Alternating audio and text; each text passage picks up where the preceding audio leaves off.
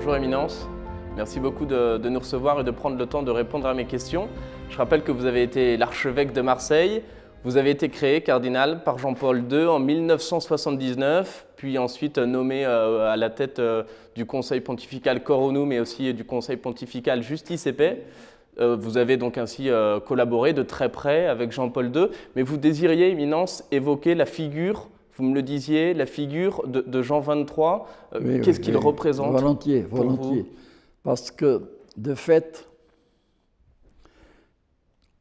d'abord, on ne peut jamais comparer deux papes. Jamais. Comme on ne peut jamais comparer deux responsables d'une société, d'une entreprise. Chacun est à son heure, qui est toujours l'heure de Dieu. Et puis, je peux dire que j'ai connu Jean XXIII avant qu'il soit pape, bien sûr. Mais les temps ont changé. Ça fait plus de 50 ans que j'ai connu Jean XXIII.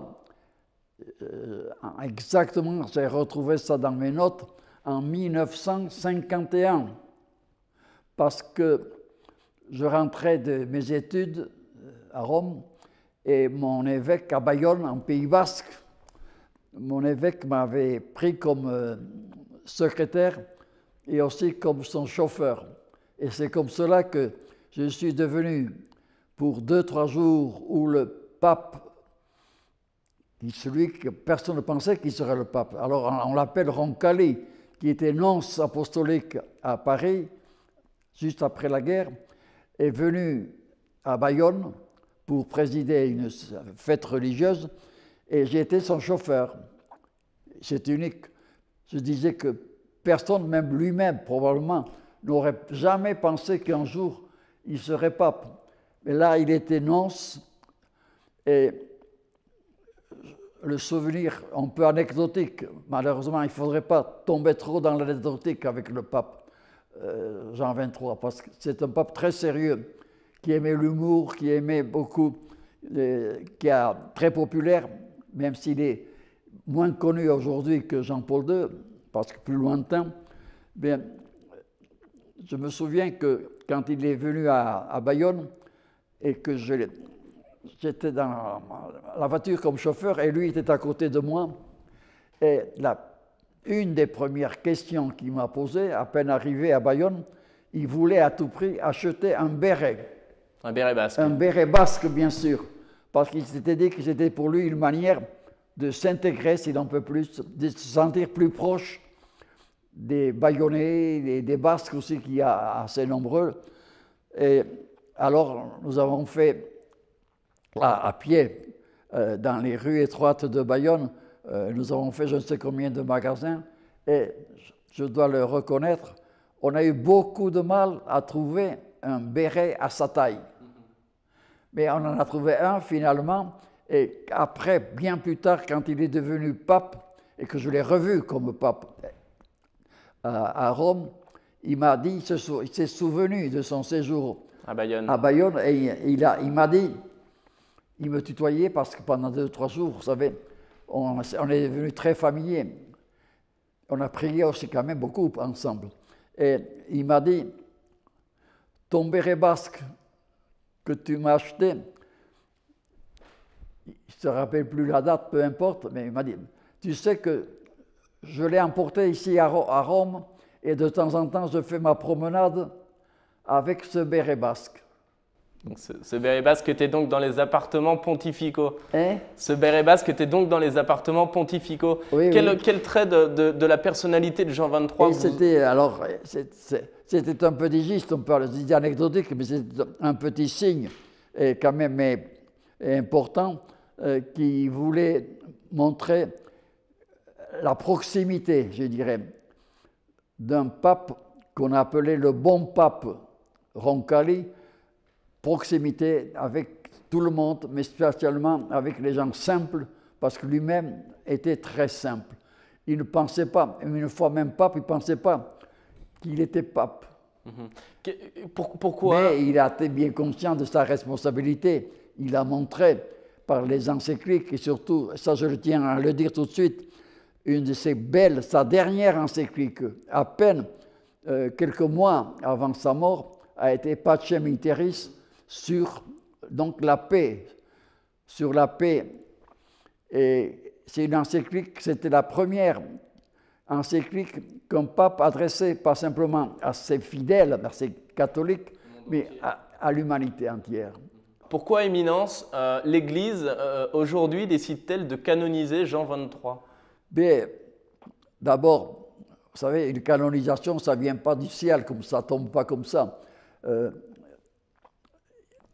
Il faut que des gens, peut-être un peu plus éveillés que d'autres, qui ont davantage remarqué des signes de sainteté dans une personne, ont demandé, quand ces signes étaient tellement illustrant une personnalité, et alors la canonisation vient, elle ne vient pas du Vatican, le désir, mais ça vient du peuple, de ceux qui ont connu l'intéressé. Et alors ceux qui ont connu, et j'ai été du nombre, ceux qui ont connu Roncalli et donc le pape Jean XXIII ont voulu, et soutenu par les papes qui ont suivi, surtout un pape dont on parle peu, hélas, maintenant, Paul VI, celui qui a repris en main le Concile Vatican II que Jean XXIII avait ouvert. Eh bien, Paul VI et aussi Jean-Paul II, qui a connu Jean XXIII, ont voulu que ce bon pape puisse être présenté à toute l'humanité, pas simplement à la chrétienté, comme un pape proche de Dieu parce que proche des hommes. Vous qui avez connu Jean XXIII et qui avez connu Jean-Paul II, quel lien faites-vous entre ces deux hommes? Des liens, il ne faut pas trop chercher parce que chacun, je disais, est de son époque. Entre Jean XXIII et Jean-Paul II, il y a quand même une différence aussi de période. Et puis, deux hommes très différents, deux caractères très différents.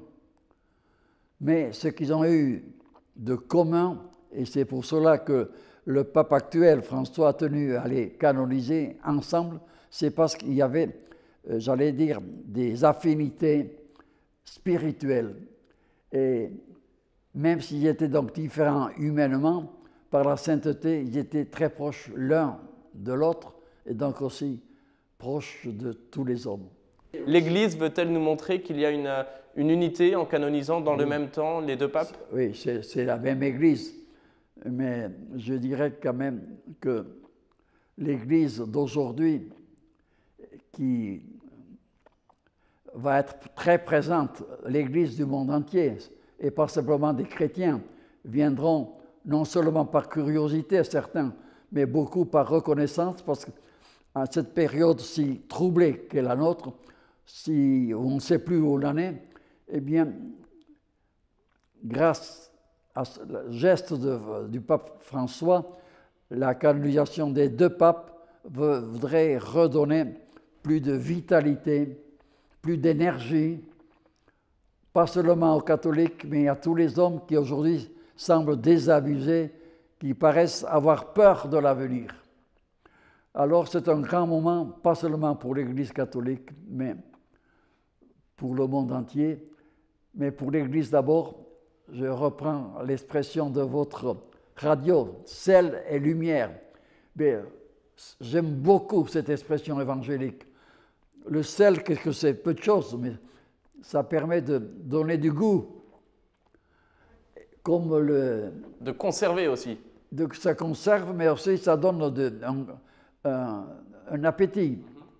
Et alors, c'est la lumière, parce qu'on ne peut pas vivre sans lumière, dans l'obscurité, dans l'ombre. Et alors, votre programme, je tiens, parce que j'aime le Canada aussi, et j'aime le Canada que j'ai connu depuis très longtemps. J'avais commencé par être envoyé du pape à l'époque pour l'enterrement du cardinal de Québec, Roy, qui a été mon prédécesseur à Justice et Paix ici à Rome. Oui. Est-ce que, Éminence, vous vous attendiez un jour à participer, à être présent à la canonisation de Jean XXIII et Jean-Paul II? Vous savez, tout est possible. J'y ai pensé, non, parce que avec mon grand âge maintenant aussi, le voisinage, si l'on peut dire, du pape Roncalli s'éloigne. C'est presque une autre époque, même pour moi. Mais il reste, vous savez, la vraie sainteté, dans le style de Jean XXIII surtout, c'est qu'il n'y a pas d'âge, il n'y a pas de période. La sainteté est toujours la sainteté d'un moment, d'aujourd'hui de Dieu. Alors la sainteté des deux papes, je le dis bien des deux papes si différents, est une sainteté très moderne, très adaptée aux besoins d'hommes, de femmes et de jeunes surtout, qui attendent un peu de sel. Dernière question, Éminence, quelle prière voudriez-vous aujourd'hui adresser à Saint Jean XXIII et Saint Jean-Paul II? La prière, bon, vous savez, il y a les prières de l'Église. Ce qui sera important dimanche, c'est de s'aligner, si l'on peut dire, sur la prière de toute l'Église qui se trouve dans la liturgie des canonisations. C'est très beau, comme toute prière d'Église.